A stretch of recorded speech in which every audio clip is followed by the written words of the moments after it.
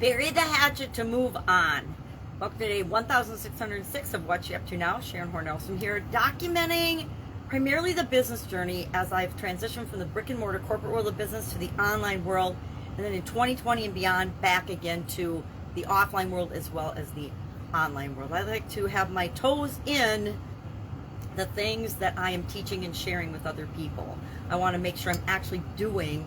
I've had coaches in the past that did something once and then they coached people on how to do it, which was cool, except the longer they coached, the more out of touch they were with the reality of the industry or the business that they were teaching us about, because they weren't actually doing it anymore. So I like to keep my toes tipped into everything I'm doing that I'm sharing and teaching other people how to do.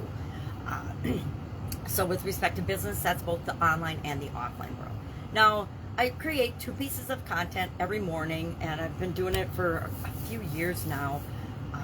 This being not one of those 2 pieces, but just kind of journaling what I'm doing. Since I've lost my vision and become legally blind, I find that I don't get to write and take notes and keep track of documenting my journey that way as easily as just talking into the camera and into my phone and keeping track of what I'm doing. So today, I created 2 pieces of content. One for the Supersize Your Business Female Entrepreneurs Group, and our idiom, our expression. I share an idiom every day, what it means, where it came from, and then I tie that to how do you, or how could you, or how might you use that to grow and supersize and build your business.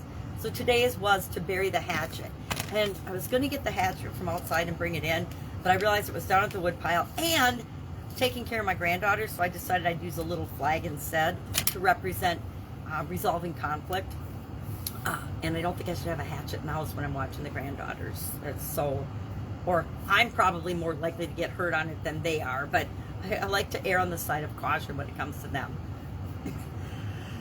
I was actually thinking about that this morning, that being a mom and being a grandmother brings out the safety bubble caution and over worry-wartness in me and dramatization of what could possibly happen. I remember my sisters and my parents used to tease me that when the kids were little, I was like, oh, don't do that, that could kill you. And not in so many words, but in cautious and warnings and things. Everything was carried to this extreme as, oh, you could, break your arm, cut your toes off, or whatever they were doing. I would carry it to this extreme. And I guess I did it more out loud than I thought. I was just doing it in my mind. And so that went latent after the kids got older and were kind of on their own. And then all of a sudden I've got granddaughters, and I realized that worry sense of security and safety first came rushing back to me as I've had granddaughters. And my daughter gets so frustrated. She's like, everything isn't going to kill her. And I'm like, you're absolutely right. I said, I don't know where that comes from. So it might be a little emotional issue I need to resolve. Maybe because as a kid, I was always getting hurt and having bad things happen to me, and I kind of want to buffer my kids and my grandkids from that in the world. So our idiom for Supersize Your Business today was to bury the hatchet. And I love this idiom. I've used this expression throughout my entire life. It comes from the 17th century, and it literally comes from the ceremonial practice that Native American Indian tribes used to use when they stopped warring and decided they were going to have peace and live peacefully with one another. They would have a ceremony where they actually buried their weapons. They would physically bury their weapons, meaning if they were going to get back in war with each other, they had to go dig them up, and that would be harder than if they just had to, go to the back of their homestead or whatever type homes they lived in back then and pull them out and use them, right? So to bury the hatchet, I like this idiom, I like this expression. And so I talked about what are some different ways of handling conflict. There's 5 actual strategies for handling conflict: avoiding, competing, accommodating, collaborating, and compromise. And they all have advantages and disadvantages. They're all appropriate for some situations and not for others. And it's up to us to decide which is the appropriate strategy in any given situation. Talked about, different ways to deal with conflicts, because we're inevitably going to have conflicts when we're working with other human beings, right? I don't know anybody in any relationship that doesn't, or that agrees 100% of the time on absolutely everything. how boring would life be? How slow would our businesses grow if we had no diversity, no differences of opinions? We would fizzle and die because we would have no competitive advantage and no way to stand out in the world if all of us thought exactly the same. I've seen that on teams before too. I've been involved in teams where they get group think, and instead of having the diversity that the team was built with originally, and it's one of the biggest failures of teams and team management and team leadership is when everybody thinks exactly alike, everybody just wants to get along.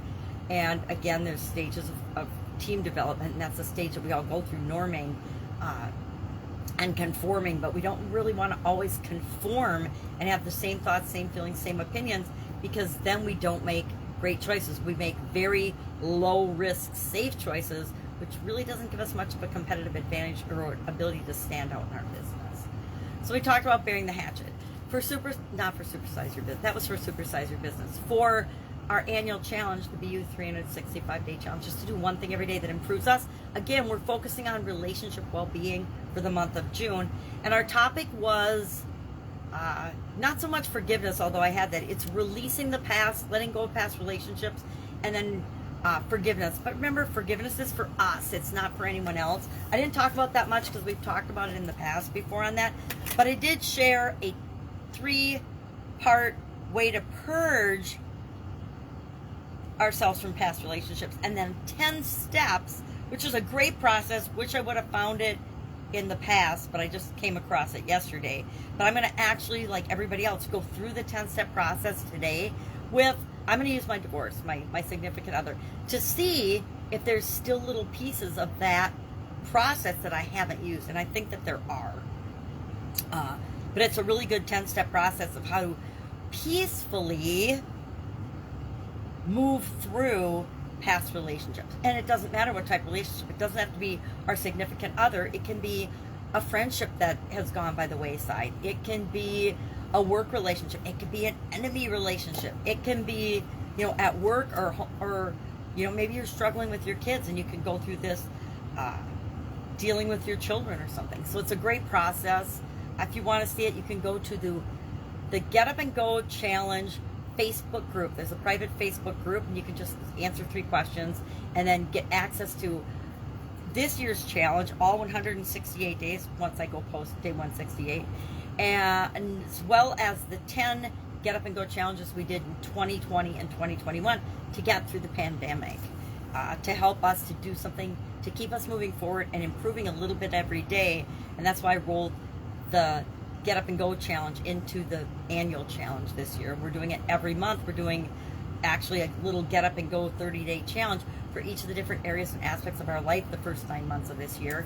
And then we'll do some different things and some things that are of interest to the group as we're going through it the last 3 months of the year.